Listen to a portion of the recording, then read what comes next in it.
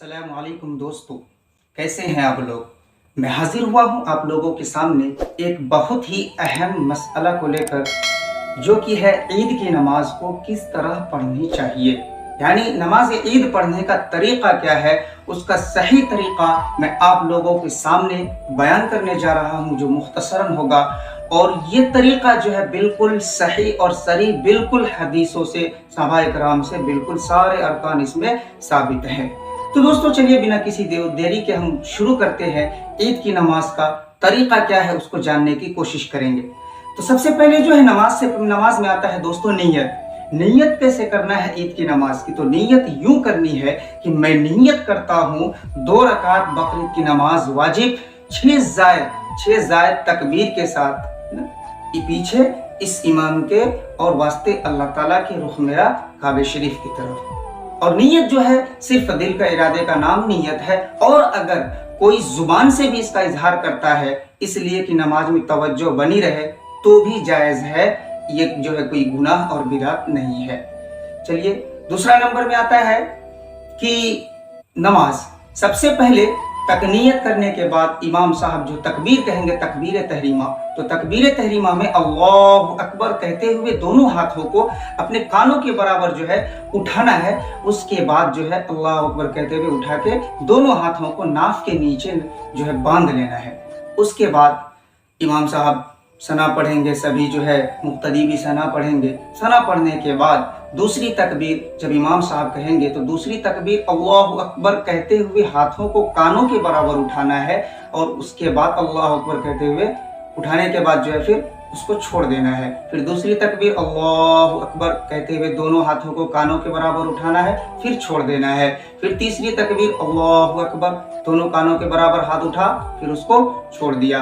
अब क्या करना है, चौथी तकबीर जब इमाम साहब पढ़ेंगे अल्लाहु अकबर, तो उस कहते हुए जो है हमें और आपको हाथ को बांध लेना है। उसके बाद इमाम साहब क़िरात करेंगे, यानी अलहम्द पढ़ेंगे, फिर कोई सूरा मिलाएंगे। उसके बाद रुकू में जाना है। रुकू में जाने के बाद जो है कम से कम रुकू की तस्बीह 3 या 5 मरतबा, इसी तरह सजदे की तस्बीह 3 या 5 मरतबा पढ़ना है। इस तरह से एक रकात को मुकम्मल करना है। और जब दूसरी रकात के लिए खड़े होंगे, खड़े होने के बाद जो है नियत बांधे, मतलब दूसरी रकात के लिए खड़े होंगे तो सबसे पहले, अब देखो इसमें जायद तकबीर जो है पहली रकात में पहले थी और इस दूसरी रकात में पहले नहीं है। इस दूसरी रकात में यानी क़िरात के बाद जायद तकबीर कहनी है।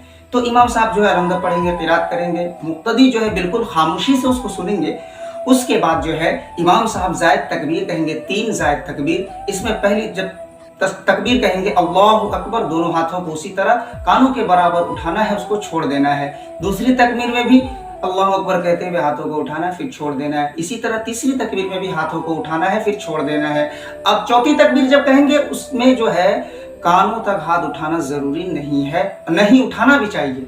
जो है सीधा रुकू में चले जाना है और रुकू की तस्बीहात वगैरह पढ़ने के बाद फिर जो है दूसरी रकात में जब कायदे में बैठेंगे उसमें दूसरी नमाजों की तरह ही तशहुद, अत्तहियात, दुआए मासूर, दुरूद शरीफ और दुआए मासूरा, यानी जो भी अज़कार और अरकान नमाज, दूसरे नमाज में जो भी अज़कार पढ़ते हैं, कायदा आखिरा कहते हैं जिसको, उस कायदे में बैठकर पढ़ना है। उसके बाद पढ़ने के बाद इमाम साहब के ताबे रहते हुए सलाम फेरना है।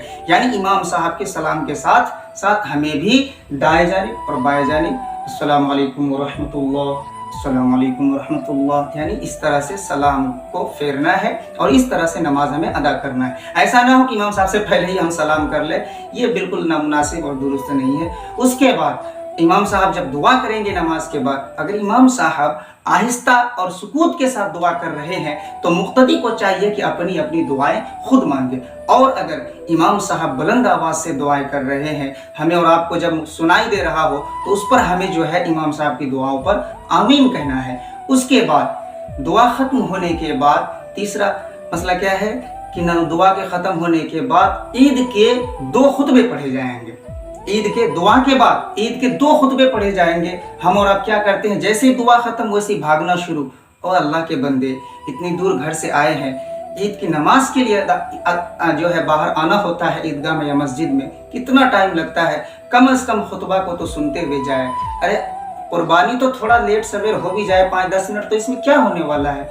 तो बहरहाल हमें और आपको बिल्कुल खामोशी के साथ दोनों खुतबा को सुनना है। खुतबा सुनने के बाद जो है इस्तिग़फ़ार करते हुए या दुआ पढ़ते हुए अपने घर को जाना है। ला अल्लाहु अकबर, ला इलाहा इल्लल्लाह वल्लाहु अकबर, यानी इस दुआ का एहतिमाम करते रहना है।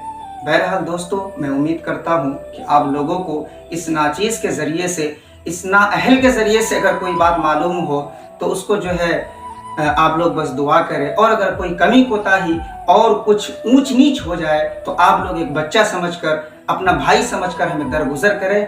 और आप अगर हमें कुछ सलाह और मशवरा देना चाहते हैं तो डिस्क्रिप्शन में मैं अपना नंबर डाल देता हूं, उसमें आप हमें कॉल के ज़रिए से या फिर हमारा फेसबुक लिंक है उसके ज़रिए से आप लोग जो है हमें इन्फॉर्म करें और हमें बताएं। बहुत बहुत शुक्रिया। अस्सलामु अलैकुम व रहमतुल्लाहि व बरकातुहू।